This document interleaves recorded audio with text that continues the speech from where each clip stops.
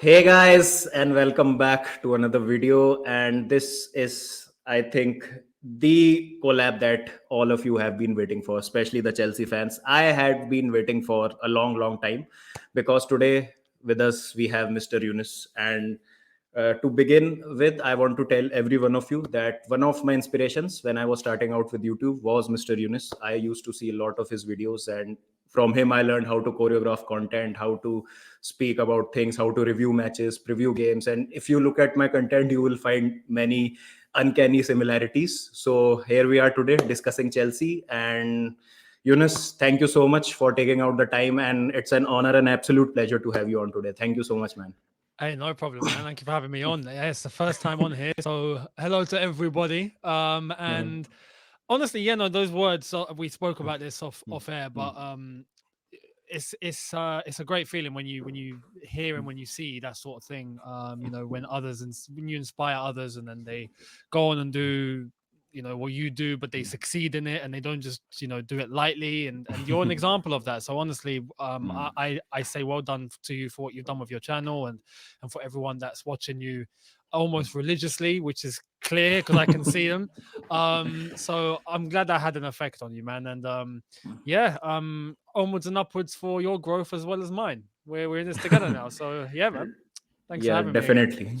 Thank you so much. And one big Chelsea family, and you have no idea. You have many supporters in India also, Chelsea fans who watch your content day in day out. So, big welcome from all of us, and thank you so much. So, Thank you. yeah, let's get straight into it. A big news, guys. Carlo Ancelotti has been not announced, but he will take charge of Brazil as their new head coach from the next season onwards. So there is a guy who has won every league title in top European leagues. I think he's the only guy to have won a league title in the top five European leagues. He has won Champions League countless times. I think he's the manager with most number of Champions League wins. I think four times he has won it. He knows how to win. Eunice, your reaction? Him Well, taking over Brazil? no, I was about to give a reaction, and then I've Mm, seen that the Athletic, or mm. there's a Real Madrid affiliated journalist at the Athletic who's denied and said Okay. that there is no agreement yet, and the Brazilian Federation might actually publish a statement because apparently Ancelotti is going to fulfill his contract at Real Madrid until next year. Mm.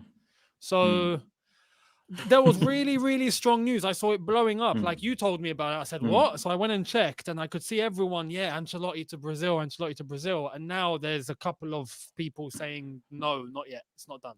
So it's typical, isn't it? It's the way that online football news goes about nowadays. You just sometimes you don't know what to believe. So, Uh, but look, if he went to mm, Brazil, mm. I would get it, especially with the rumors if Ancelotti is about to lose his job because he lost a couple of matches. I mean, Spanish champion, European champion, yeah, forget that. We're just gonna sack him because he's lost a few Mm. games.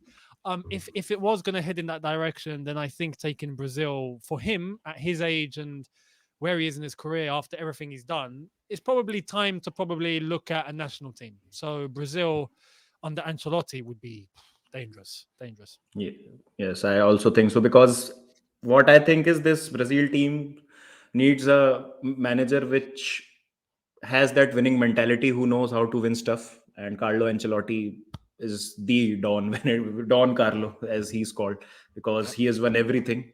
So I think it is going to be a brilliant combination. But from one brilliant combination to other, Chelsea squad, which is like Great combination. yeah, which is like a, to be fair, it's like a school class right now. There are 35 students in one class, and don't know who will you promote, who will let go of. So today we are going to look at the squad, the kind of players that we have right now, and the players that would be coming in the summer transfer window. We'll all factor that in, and we'll just try to see what players we expect Chelsea to let go, and how we can integrate all those players who will come in the summer. So yeah, here is our squad. So this is a senior squad. So, oh, sorry, the wrong tab is open. Yeah. So there is a senior squad. We have Kepa, Bettinelli, Mendy, Slonina. So starting with the goalkeepers. Yunus, do you expect a goalkeeper coming in the summer, or do we persist with Kepa and Mendy for the next season also? No, I think we'll look at a goalkeeper. definitely not the priority at the moment. But in the summer, I think we'll look at a goalkeeper. For now, we've got those two. We're fine with those two. I would say we could be in a much worse situation. But after we do get someone in, I expect Mendy to probably leave. And then eventually I think Kepa will go too. If we were to bring a goalkeeper in, the one issue that Kepa has is he's not number one. Again, after what happened with Mendy, and he was quite professional, but for his own career, I think it'd be best if he goes. So I expect Mendy to go, and then I expect Kepa to go after we get a new goalkeeper. Yes, because I think we have been linked with David Raya of Brentford and Diego Costa, the Portuguese goalkeeper. So I think we have an eye on some goalkeepers. Who would be your ideal goalkeeper? I mean, you know what's crazy? At first, my ideal goalkeeper was Edouard Mendy, and then we started seeing those mistakes that I didn't think was in his locker. And now when I look, honestly, goalkeepers, unlike before, are more. I think they're made more based on the defense that's in front of them. So a Raya, for example, or even a Costa, if you were to bring those in, as long as they're sufficient enough in their ability, they don't have to be, extravagant goalkeepers, but as long as the defense in front of them is going to protect them, as long as they have a certain ability, they'll do a good job. And I feel like that goes for any goalkeeper. It's just at the moment we can't have goalkeepers that are going to be making very, very silly errors. That's the problem. And we've seen it from both of Kepa and Mendy in their times at the club. So I don't know why my gut is leaning towards Raya. But again, we'll see when the time comes. But I reckon if just on my vibe and the way that it looks, I reckon we'll probably go after Raya. Yes, and if Potter is in charge, I think we might also look at Robert Sanchez from Brighton because he Possibility, was a yeah. goalkeeper. He was a goalkeeper that Potter really likes to have the kind of profile that Sanchez is, a ball playing. Um do you see Slolina being sent on loan and being developed like what we did with Courtois when we got him in 2011, sent him on loan, Yeah. then came back, developed? Yeah. I mean, he's young. He's so young, and for a goalkeeper, it's not like an outfield player. An outfield player, their careers would finish at, well, normally 34, 35. Now that's being pushed because science has taken things further. But goalkeepers can play until they're 40, 41, not a problem, So his age, 19, he doesn't need to begin at Chelsea right now. He needs to develop, he needs to play, he needs minutes. So for the next 2-3 seasons, I'm expecting him to just be out on loan at clubs and hopefully keep progressing and keep hitting the level above before when it's clear that he's ready to stick around at Chelsea and prove himself here. So Yes, definitely. Okay, one last question on the goalkeeper situation. If we were to let go of one of these two, Kepa and Mendy, who would it be?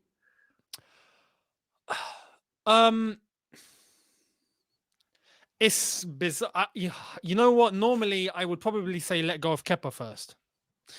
Up until when we started seeing what we saw. But I even think that now, with the new ownership, there's more chance of the new ownership wanting to keep Mendy rather than Kepa just because of the salary. We know that the new ownership are focused on bringing the wage cap down and bringing the salaries completely down and then adding incentives and bonuses on top based on performance. Mendy is already on a very low salary compared to some of the others. Kepa is on a very high salary. And if both of them are going to be considered to leave, we know Mendy's the one with the contract situation, not Kepa. So that's where I honestly think Mendy will be the first one out of the door. But if the ownership had to choose right now, I think they would probably try and get rid of Kepa first. Although I think both will eventually leave. So my own opinion, before this season, I would have said keep Mendy, but Mendy's looked so suspect that I'm shocked in terms of how far he's gone down. So it's hard to call. I think something has gone terribly wrong after that mistake against Benzema. I think he has lost all his confidence, and somehow his ball playing ability was not the best in the world, but it has gone even worse now. I don't know why, what has happened. He has been caught on the ball so many times now. On the other hand, Kepa has this mini redemption arcs. Then he'll do a howler out of nowhere, and that would cost us the game, like the Fulham game, for example, when Yeah. he made that mess. So, to be honest, I don't have too much confidence, as you've rightly said, in both the goalkeepers. But yeah, let's see what happens. Okay, coming to the defender situation now. Okay, Badiashile, perfect. Thiago Silva, so glad he's signing a contract extension. Yep. Uh, He is. Chilwell, James going nowhere. Now we come to Chalobah and Koulibaly and Azpilicueta. Kukurea, I think we'll give him one more season. I don't think so that his Yeah. place is in danger or anything. Like, everyone takes some time to settle. Now these three, Chalobah, Koulibaly, and Azpilicueta. Koulibaly also, because there have been some murmurs of him might be sold, Yep. him being sold in the summer transfer window, and Colville coming back from loan because he's having a decent season at Brighton. So, Yep. what do you make of this situation? Um, Chalobah, for example, firstly, I think should stay. Hmm. I think Chalobah's got scope to grow and get even better. And even if he's not playing every week, but Chalobah is definitely a defender that I think you can rely on just having in your squad. Um, Koulibaly, Koulibaly's a weird one because I understand why we're in the situation that we're in. He's not been playing well. Um, although we expected different. He's only just come in. There was the rumor that he's not really settled yet in England and at Chelsea and all of that, which can play a part. But as much as they're already talking about Koulibaly going in the summer, I can't help but think, because of what Koulibaly did and what the defender that we know he can be, I Hmm. can't help but think that we might have another Rudiger situation Yeah. where if the manager were to change and next season we start with someone else, that Koulibaly might explode and become the defender that we signed. Do you know what I mean? Yeah. I just feel like it's tucked there somewhere and it's waiting to come out. So we'll see what happens. Although he needs to improve the way that he's playing this season in order to even Hmm. stand a chance, because there's other defenders ahead of him, and that's just the truth. Rudiger at his time, he didn't have other defenders that were so far superior in terms of performance than him. Everyone was kind Hmm. of bad. So yeah, that's Koulibaly. Azpilicueta, look, is someone that since the extension, I've said he's great to have in the dressing room. He's great to have in the club, but he shouldn't be playing week in, week out. He just shouldn't. Yeah. He's someone that you can call on if you want 20 minutes of experience. That's it. Nothing more. If you're looking to close a result, you're looking to, as I said, against a top opponent, you want 15, 20 minutes of the game to protect your result. You want some experience, you bring him on. Apart from that, he's great for the dressing room. He's great in terms of his voice. That's it. Azpilicueta, in terms of playing week in, week out, his legs are gone. So honestly, I wouldn't want to play him. And I wouldn't say just get rid, because Aspi has been fantastic for us, and as I've said, he's got a big voice, which helps. Hmm. Especially in a squad that needs leaders, but definitely shouldn't be playing. So Yes, definitely. I agree with you on both the points. I guess Koulibaly, we need to give him this season as well as the next season. I believe he can be that defender for us. I rate him very highly. I was a huge fan of him, and I was really happy when we got him as the Rudiger replacement. Unfortunately, hasn't worked out so far, but I hope that things get better for him. And Aspilicueta can be a Paulo Ferreira, like what Paulo Ferreira did in his last 3 4 years. He was used very scarcely in bits and pieces here and there when Ivanovic and Bozingva were right backs, and he used to come on in those matches where you don't really need the legs, or yeah, you don't really need to play your best players. I still remember in the 2012 Champions League campaign, he played against Benfica the first leg as the right back. So there were some crucial games also in which he was used in, and some FA Cup games also. So I think Aspilicueta can be that guy for us. it's funny that a lot of people don't remember how long Paulo Ferreira actually Yeah, stayed at the club, because they yeah, forgot about him. He actually did stay a very long time. So yeah, yeah, yeah, yeah, yeah. He won the Europa League also with us. I think he was there till 2013. yeah, yeah. Yeah, It's crazy because it's a lot of ma- people just remember him from 2005, 6, and well, then that's it. You yeah. forgot he was there. So Yeah, after Bozingva and Ivanovic came, I think everyone forgot about him. Yeah. Okay, Wesley Fofana is also there. God, I forgot about this. We've signed so many players. Oh my God. Okay, but if Colville comes into the team, I don't think so. We can keep all Someone of has them. to go. Someone has to Someone go. has to. So Yeah. who would it be? Chalobah or Koulibaly?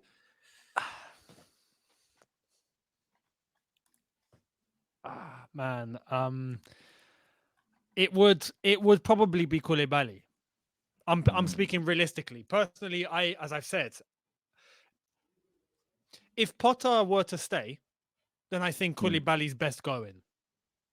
But Hmm. if we were to change the manager this summer, then I would think that Koulibaly has a room to become the defender that we know he can be. Personally, though, yeah, with Fofana having to cut someone out, it'll probably be Koulibaly because I don't think Chalobah's going anywhere. It's going to be a very precarious situation. Food for thought for the manager. Let's see what happens. Okay. Mr. Enzo Fernandez, a record signing. Record signing for the Premier League also. So Yep, he's our main man in the midfield. he's not Okay, going we have anywhere. Kovacic, Loftus-Cheek, Kante, Zakaria, Gallagher, Chukwuemeka. Okay, on the forwards we'll move on. But what about this? Now, apart from Enzo, everyone has a Yeah, doubt. Enzo's getting sold. What about Kante? Do you give him the extension on the terms that he wants? 3+1. 3+1. We spoke about this, didn't we? 3+1 Yeah. is a bit too excessive. 2+1, I Mm, think, is fair. mm, So we'll see. But it's Kante, and this is the thing. If it's a big if, we don't know until we give it a chance. If Kante's injuries stop, right, and he gets some consistency in games, it's Kante. You know, you can't get rid of him. So I honestly would like to see him sign for 2+1, but mm, he wants 3+1. Even then, I would consider because it's Kante. mm. So Yes, definitely. I also don't want him to leave. Okay, Kovacic, apparently the reports are coming in. He's not happy. He might move on. Loftus-Cheek, I don't know, man. What are your thoughts about Loftus-Cheek? Because I feel he has been given enough chances, and I think it's time we move on. What do you think about it? yeah, 100%, 100%. And it's funny because people still look at Loftus Cheek and think of that player that's developing. Oh yeah, no, he's young. He's not young. Hmm. Or he's young, but he's not. He's meant to be in his prime right now. That's it. Yeah. He's meant to be at a level where he's in his prime, and he's just not. And he won't be at Chelsea. That's my honest opinion. He just won't. So, I think if he moves to a club where he's going to be playing week in, week out, you look at a mid-table Premier League team, which I know some people are going to laugh and say, "Yeah, that's you right now. You're Chelsea. You're 10th." But no, I think like if you send him to a Palace or even a Villa, an Everton, even because Everton will come back up, I believe. Somewhere there, then I think he will thrive. I think he'll do well, but that's his level. So I think he should go. Somewhat similar to Gallagher. Like Gallagher Yeah. was good in Palace, but now we are seeing that he might not be Chelsea level. Although, yeah, Loftus Cheek, I feel like is a lot more unlucky than Gallagher. Hmm. Gallagher right now, I feel like already you can see that even just mentally, I don't think he's up to a standard. He's just not. Despite him being young, and some people will say, yeah, he's still got time, but he's not that guy. With Loftus Cheek, you could argue that the injury that he had and all the circumstances he had to go through and the long amounts of time out, it didn't help him. You think after the Sarri season, if he had continued to play, where might Hmm. Loftus Cheek be now? It's a point. It's a Yep. question. It's just unfortunate that it didn't end up that way, and that's just the reality. But with a Gallagher, for example, I just don't believe he's at the level that he needs to be at to play at the high level for Chelsea. I just don't think he is. Hmm. And see, now this is about Zakaria. I think if he plays well this season, he has had a good start after the World Cup. I think he was good in the 3-4 games that he played before he got injured. I think Yep. he can be an answer to that midfield problem that we need a partner for Enzo, that disruptor that we need for Enzo to do his Enzo stuff, that Yep. guy who can do that dirty work for him, so he can play with that freedom that he needs. because in the game the other day we saw that he had to work for both Mount and Gallagher as well as come back and defend. He was doing the job of three people at the same time. So I think Yep. if he has a Kante or a Zakaria or even a Kovacic playing alongside him, I Yeah. think he can do a lot more. So can Zakaria be that guy for us? I feel like now there's definitely a chance for him to do that. Yeah, because and there's even talk that Juventus are just going to be happy to let him go on a permanent deal. But Zakaria is someone that I think had a few question marks when he signed. A lot of people were thinking, is he actually up to the level? And for the times that he's played, he's been quite reliable. After injury, we need to inspect him a little bit more and see exactly what he does. But in terms of the midfielders that we have, I trust him a lot more than I trust a lot of the other midfielders that are meant to be in that double pivot. So Dennis Zakaria, I feel like for now, absolutely. If everyone's fit and you're looking to partner someone in that double pivot with Enzo, you'd be picking Dennis Zakaria, 100%. And even with Enzo, I feel like people underestimate. I mean, you pointed out the dirty work that Zakaria would do, which 100% he would. Yeah. But I feel like if you put Zakaria and you put Enzo together, I feel like defensively, both of them will be doing the dirty work. Enzo can get his hands dirty, but Enzo can also take the ball and just do his Yep. thing, and he can do his, as you correctly described it, the Enzo stuff. Being able to dribble, being able to link up and bomb forward. And Dennis Zakaria is just a defensive midfielder. He can just sit. They can complement each other. So yeah, Dennis Zakaria, I feel like should be given opportunity. We'll see how it goes until the end of the season. And then at that point, we can decide if we want to keep him or not. Yeah, definitely. I think Juve would want around 30 million for him. So I think it's not a bad Yep.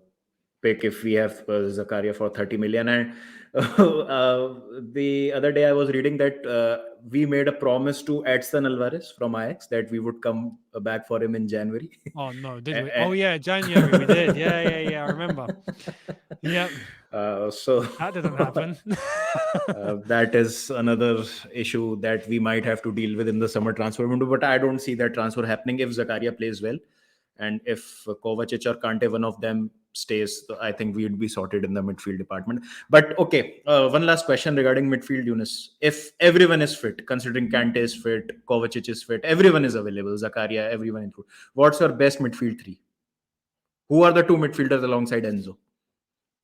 It depends. I mean, if we play midfield three, because right now, for example, for tomorrow, I expect us to play double pivot and one ahead of him, which is probably going to be Felix. I would put Felix there anyway. But if it's a midfield three, so one, let's say 6 and 2 8s.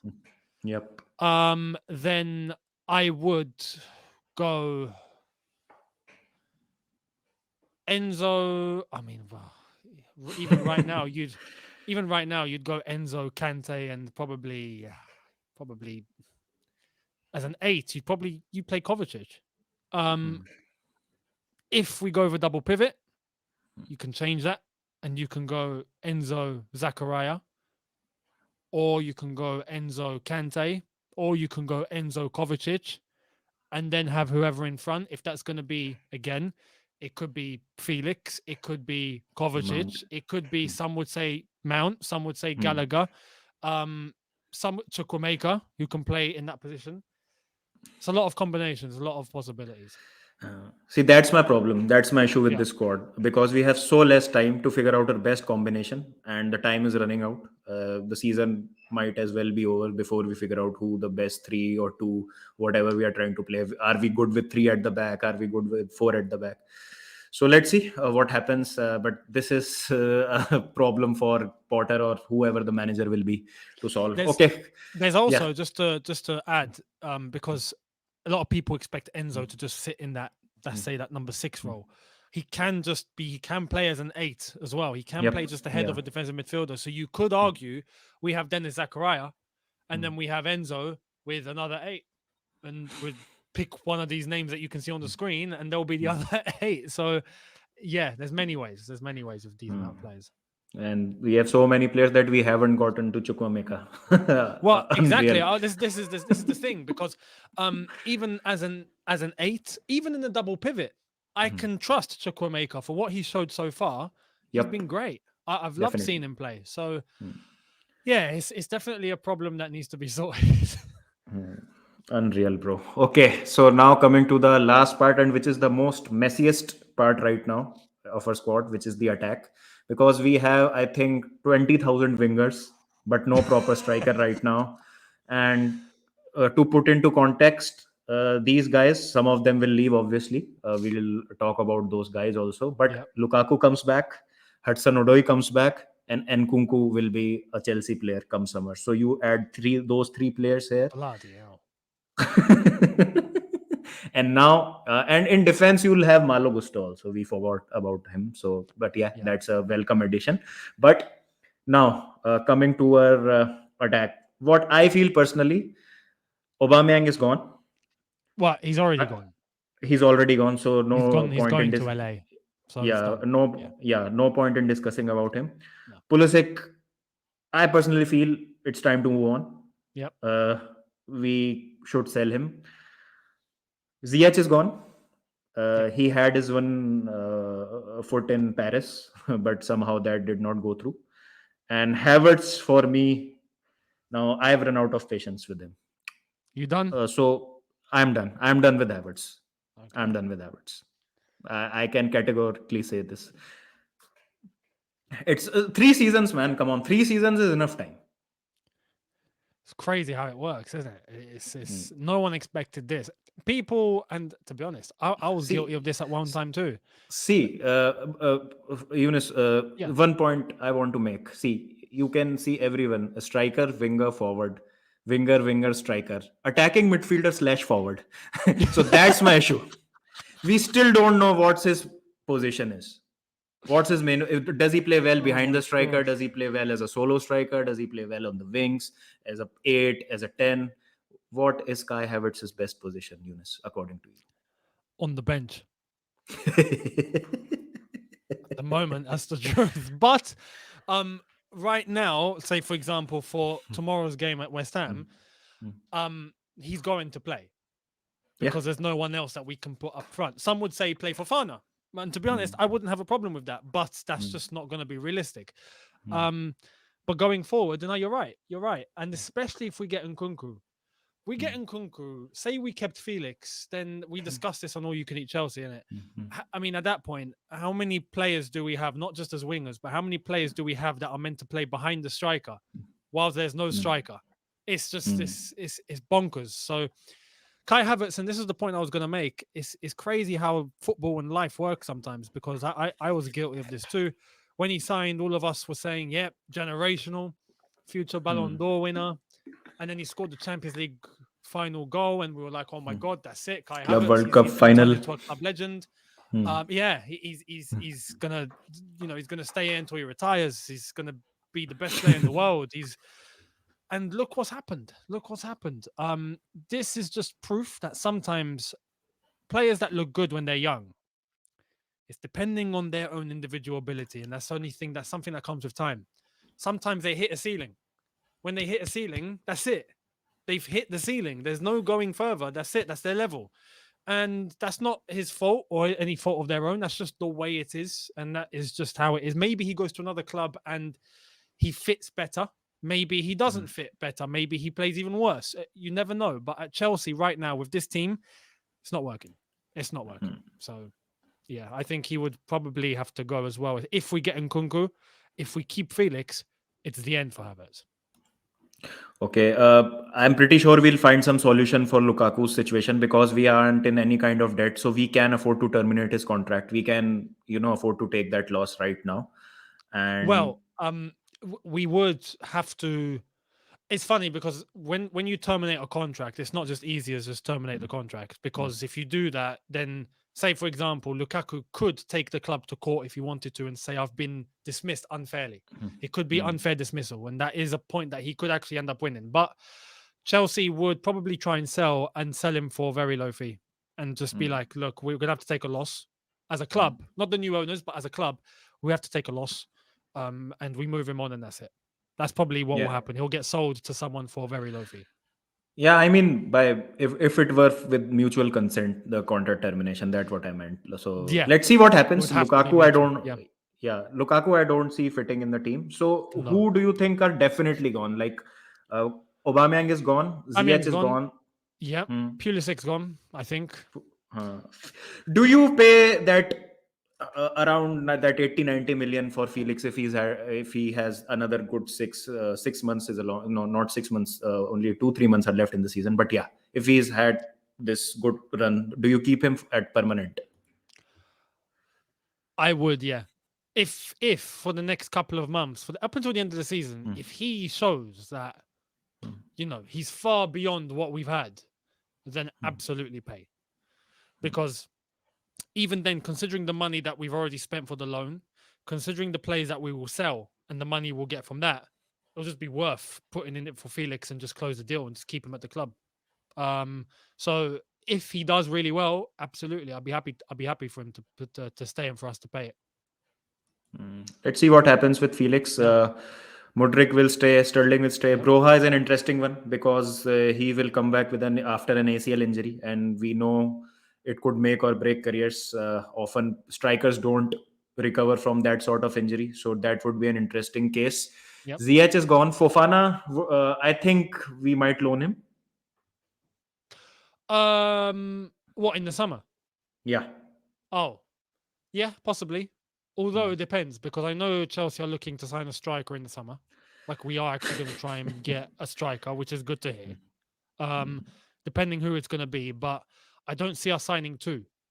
So it could be a case where if we do bring in a top striker, Fofana will probably be a backup. Broja will come back and we'll see how he does. And then I think that will probably be the amount of strikers that we have. I think those three will be who we'll go with for next season. Yes, So, and I think if we keep Felix, Havertz is also gone. Exactly. So, and to be honest, Fofana, with what we've seen so far, it's been very few, but with what we've seen so far, it's been optimistic. It's been good. So we'll see how much more of Fofana we'll see for the rest of the season and how he does. But so far, so good, it seems. Yeah, and just the last question regarding this attacker situation. What about HudsonOdoi? Nah, same situation as Loftus-Cheek. Bye. See you later, man. Bye. I had hopes for HudsonOdoi that he would turn into an explosive, direct, technical dribbler. Someone that will take the ball, have skill to get way past 1, 2, 3 players, that will be able to have a great final shot, a nice final pass, will be technical enough to spot certain passes. That player that causes trouble.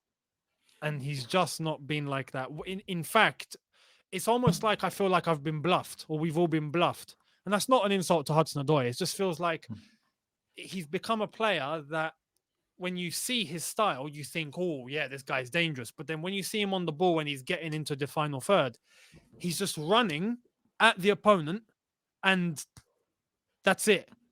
He's out of ideas. Yes. Out of ideas, exactly. Out of ideas. Where when you see him play, you think that, oh yeah, this guy's got so many skills at his disposal. He can just pick one out, and he can cause trouble. And it just seems like he's just running straight at the opponent, lost of ideas. Doesn't make the great final pass, doesn't make a great final shot. Maybe sometimes he'll score once in 10, maybe. It's just, again, it's not good enough. It's not good enough. Again, I think he's a player that goes to a team with less pressure and might do well. Arsenal apparently might be interested. I don't see him getting into the first 11, if I'm honest. And even then, I don't see him being successful at Arsenal either. I think he might go in the same direction like Pepe did, where he's there, he comes in, not used very frequently, does okay, but then eventually gets moved on to, I don't know, France or Germany or somewhere again. So yeah, I think he's got to go. I think they've got Trossard, so that way and they've also got Trossard now. Yeah. So their left hand side is, I think, done. Okay, guys, do let us know what are your thoughts regarding this squad change and this squad trimming that we've tried to do today. And yeah, there will be a preview for the West Ham game on this channel as well as Eunice's channel. So please do check out if you don't know, if you're living under the rock, if you don't have internet somehow, and you don't know who Mr. Yunus is, so the link will be in the video title. Yunus Talks Football. Please do check him out. And before we leave, Yunus, your prediction for the West Ham game? You know what? Hmm. I'm more optimistic in terms of the players we have available, and how I think we can line up, even though I don't think that's how Potter is going to line up. But the players that we do have, I expect us to put a team out that I feel more comfortable with. But the time slot is cursed, man. That 12:30 Saturday kickoff is cursed for any big team. So, We aren't a I big team, bro. We aren't a big team this season. we can go down that route if you want. I honestly, I want to say we win, but I think 1-1. It's not going to be easy. Oh my I god. think 1-1. I think West Ham, I think it's not going to be more on us. It's going to be more on West Ham actually playing well for the first time in I don't know how long, because of the occasion, because it's Chelsea, big rivalry. They're at home. I think West Ham are going to step up physically.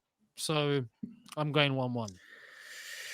I don't know, man. I feel quite confident when Reece James is there, and now we have Enzo and Felix will be there. So this is something that Exactly. It's is better.